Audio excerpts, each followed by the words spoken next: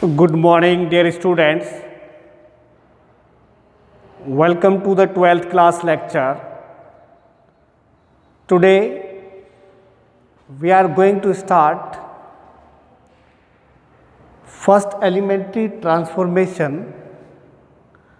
You know very well, by using this, we have to find the inverse of any matrix. It means we can find inverse matrix of matrix A by using first elementary transformation. You know very well, there are two types of first elementary transformation. First is elementary row transformation and column transformation. Row transformation and column transformation.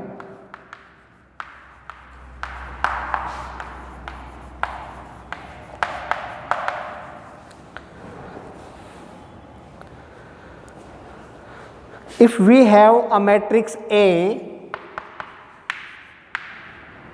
and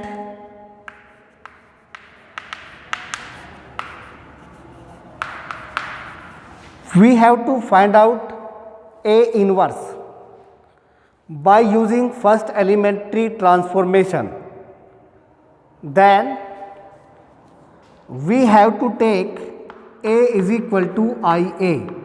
You know very well, if we multiply unit matrix to the matrix A, then it will be the matrix A, right? Then we can treat as equation to this relation A is equal to IA. After that, we use the operations on matrix, like if we have a matrix A is equal to 1, 2 and 3, 1, the order of this matrix is 2 by 2 and we have to use operations here. Then for example, if we are working for R1, you know very well, this is R1 and this is R2, this is C1 and this is C2, right? Then if we write here for R1, R1 minus R2, it means we have to subtract corresponding elements of R2 from R1, means that it will be, you know, we are working for R1 and what is work? We have to subtract R2 from R1 for R1. It means we have to write in first row, because of we are working for R1, 1 minus 3 will be minus 2. So right here it is minus 2 and 2 minus 1 will be 1. So right here 1 and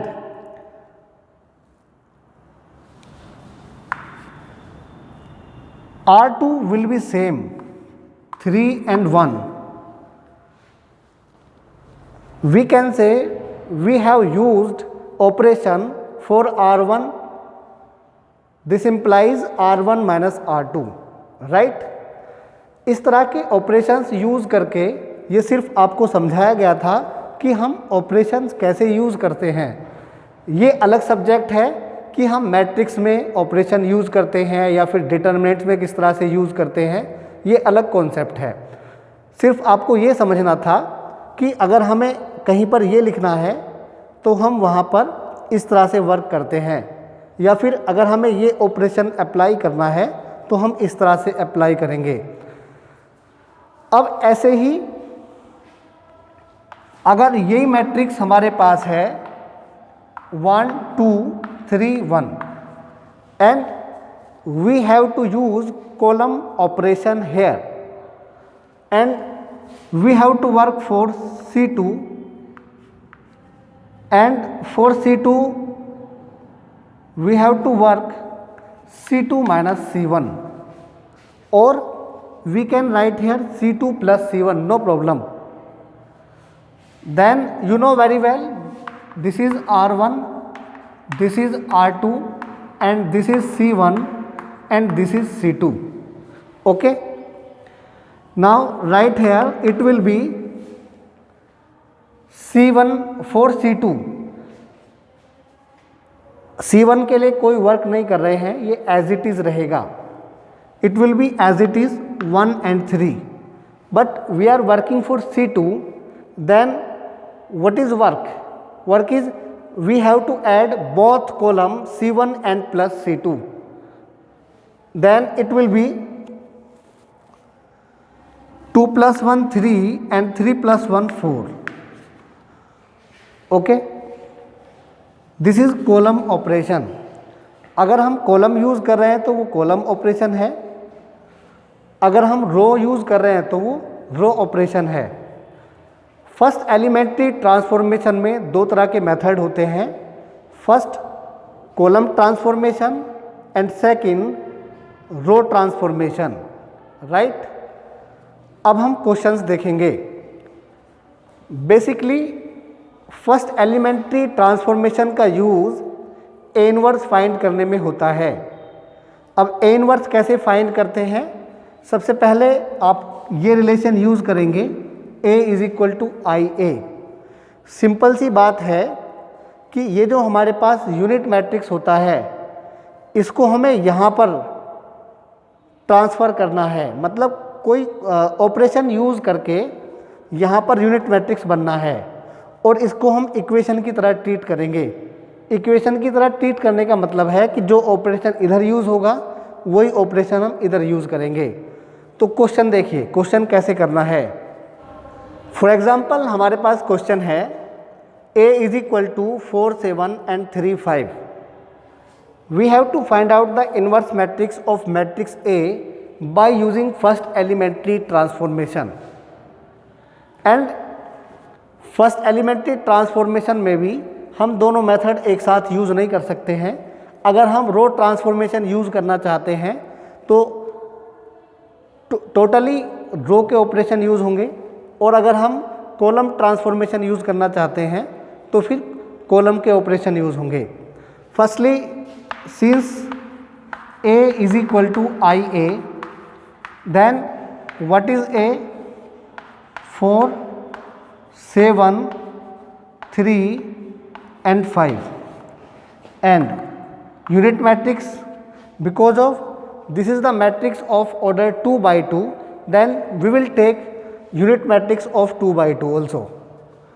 So it will be 1 0 and 0 1 and it is A. Okay, you know, अब हमें decide करना है, question में given होगा कि हम column transformation से question को करें या फिर रो ट्रांसफॉर्मेशन से क्वेश्चन को करें। तो चलिए हम यहाँ पर इसको रो ट्रांसफॉर्मेशन से करते हैं। हमारा टारगेट होता है कि इसको हम यूनिट मैट्रिक्स बनाएं। अब इसको यूनिट मैट्रिक्स बनाने के लिए यहाँ पर 1 चाहिए और यहाँ पर भी 1 चाहिए, यहाँ पर 0 चाहिए और यहाँ पर भी 0।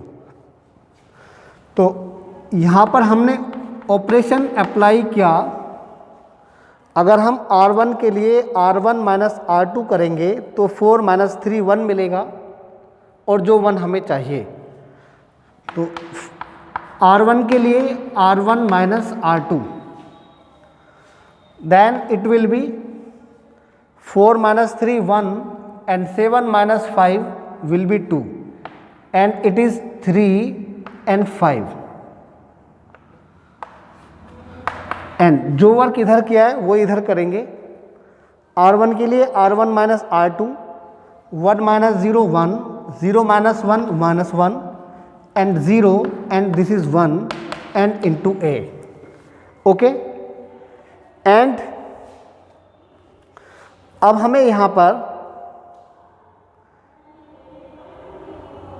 0 चाहिए, यहाँ पर भी 0 चाहिए, यहाँ पर हमें 1 चाहिए। अब हमने सोचा कि यहाँ पर 1 किस तरह से आएगा। अगर हम यहाँ पर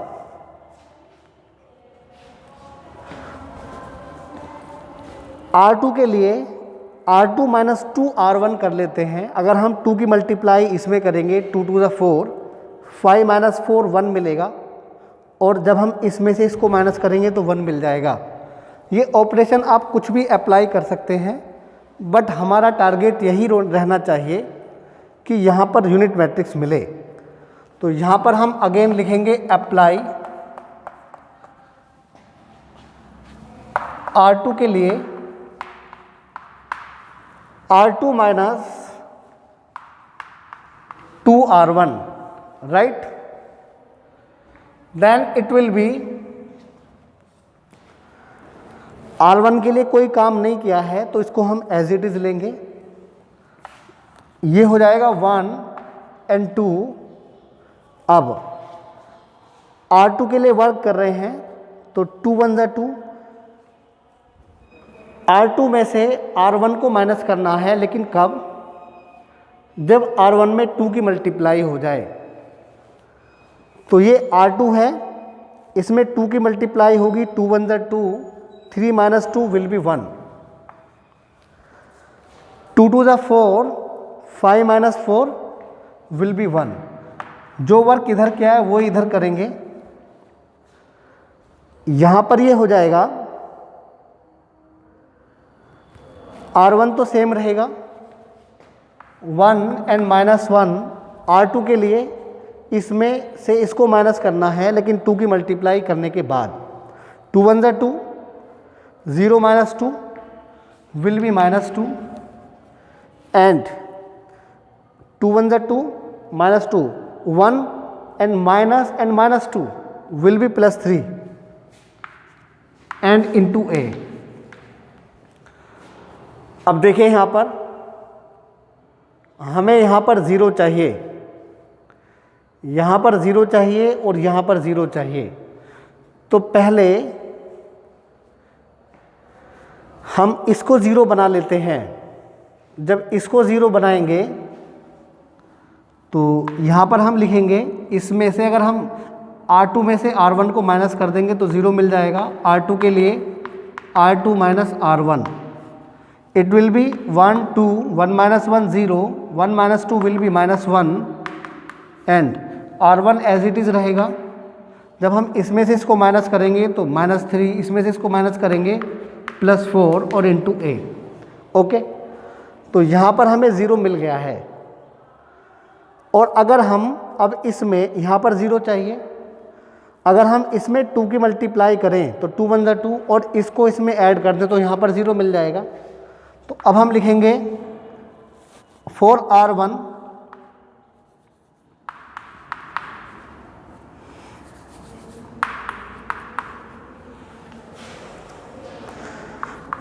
R1 plus 2R2, then it will be 1 0 0 and minus 1 and इसमें इसको माइनस करना है, बट 2 की मल्टीप्लाई करने के बाद में 2 3 ज़ा 6 माइनस 6 और प्लस 1 इट विल बी 5, 2 4 ज़ा 8 minus 1 plus 8 will be 7 and minus 3 and 4। अभी यहाँ पर ये नेगेटिव साइन है, ये पूरी तरह से यूनिट मैट्रिक्स नहीं मिला है। तो इसका मतलब यहाँ पर हमें क्या करना चाहिए, यहाँ पर हमें करना चाहिए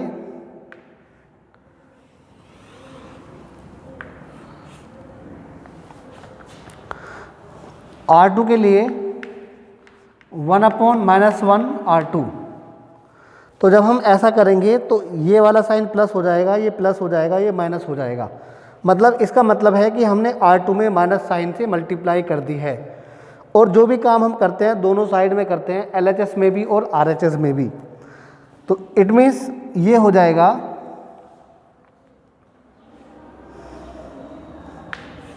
1 0 0 1 एंड यहाँ पर स्पेस नहीं है, मैं यहाँ पर लिख रहा हूँ, ये हो जाएगा 5 7 and -3 4 and into A, right. तो एक कॉन्सेप्ट हमने पढ़ा था कि अगर AB is equal to I is equal to BA, तो A को हम इन्वर्टिबल बोलते हैं। तो जब AB की मल्टीप्लाई BA और वो दोनों यूनिट मैट्रिक्स रहते हैं तो हम B को A इन्वर्स बोलते हैं। तो अब ऐसे ही देखिए, ये AB is equal to unit matrix के इक्वल आ गया, तो इसका मतलब ये जो वैल्यू है ये A इन्वर्स की वैल्यू है। तो यहाँ पर आप लिख देंगे A 5 7 -3 4 and into A is equal to I। तो इट मीन्स अब हमारे पास ये इसका इन्वर्स मैट्रिक्स है। A inverse is 5 7 -3 4। ये इसका मेथड है। अब इसी क्वेश्चन को हमें कॉलम ट्रांसफॉर्मेशन से करना है। तो प्रोसेस वही रहता है, A is equal to I ए। तो यहाँ पर आ जाएगा 4 7 3 5, I आ जाएगा 1 0 and 0 1 and into A, right. Column transformation में भी वही काम करना होता है। वैसे अगर हमें क्वेश्चन को इजी करना है या फिर हमें देखना है कि क्वेश्चन इजी है या थोड़ा वर्क करना पड़ेगा, तो वो डिपेंड करता है फर्स्ट एलिमेंट पर। अगर फर्स्ट एलिमेंट 1 है तो इजीली क्वेश्चन हो जाएगा। अगर 1 नहीं है तो पहले 1 बनाना चाहिए। ये इसका प्रोसेस होता है। जब आप इन क्वेश्चंस की प्रैक्टिस करोगे तो आपको आसानी से समझ में आ जाएगा कि हमें काम कैसे करना है। तो अब जैसे यहाँ पर इस 4 को हमें 1 बनाना है, तो हमें यहाँ पर ऑपरेशन लेना चाहिए। C1 के लिए 1/4 C1। तो ये हो जाएगा 1 एंड 3/4। ये ऐसे ही रहेगा 7 एंड 5। इसी तरह से यहाँ पर ये हो जाएगा 1/4 0 0 1 एंड इंटू ए, राइट। अब इसके बाद हमें यहाँ पर 1 बनाना है। तो हम 1 किस तरह से बनाएंगे, इस तरह से ही आप ऑपरेशन सोचते जाइए। जब आप इन ऑपरेशंस को आगे लगाते जाएंगे तो आप इसको भी सोल्व कर पाएंगे। जैसे अब हमें इसमें ऑपरेशन अप्लाई करना है।